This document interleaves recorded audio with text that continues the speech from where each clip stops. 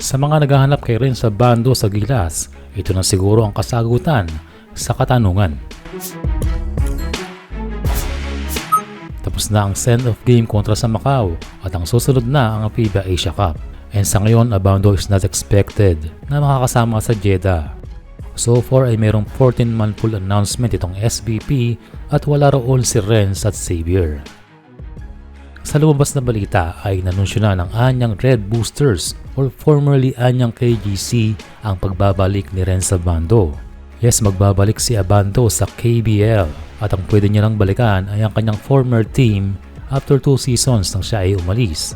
Sa kabilang banda ay sayang din ang kontrata ni Javi na dahil sa paglalaro sa Jones Cup at hindi pagkakaintindihan ay mabilis na nawala na parang bula ang kanyang kontrata. Samantalang blessing in disguise o blessing in the skies para kay Abando dahil makikita na naman ng mga Koreano ang mala skywalking skills nito. One thing's for sure ay malaking bagay ito para kay Lakay dahil din sa tagal niyang nawala sa ligang profesional pero buti na lang may ipon at racket habang naghihintay. After those failed negotiations sa Japan at sa ibang liga ay babalik ka rin sa KBL kahit tagal mo lang nawala. And well, sa pagbabalik ni Abando ay it is good for the league dahil dagdag excitement ito habang tayo meron napapanood na KQ at Carl Tamayo sa liga ng mga OPA.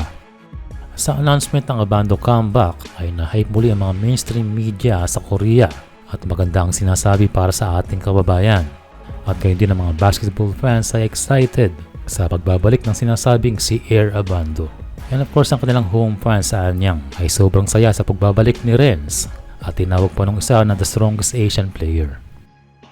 Well, hindi ganun kadali ang pagbabalik ni Abando sa dati niyang team dahil sa ating source na nabasa, base lamang dito. Noong binatawan ng Red Booster si Javi Gomez Diliano, ay kanilang kinontak at pinapirma itong si Abando. Pero agad na terminate ang contract dahil sa kanyang call-up sa Gilas sa Pilipinas. Pero sa bandang huli, dahil free agent or unsigned itong si Renz, ay kanilang uling tinawagan ang ating kababayan. At ito na nga ay in-announce na ang kanyang pagbabalik.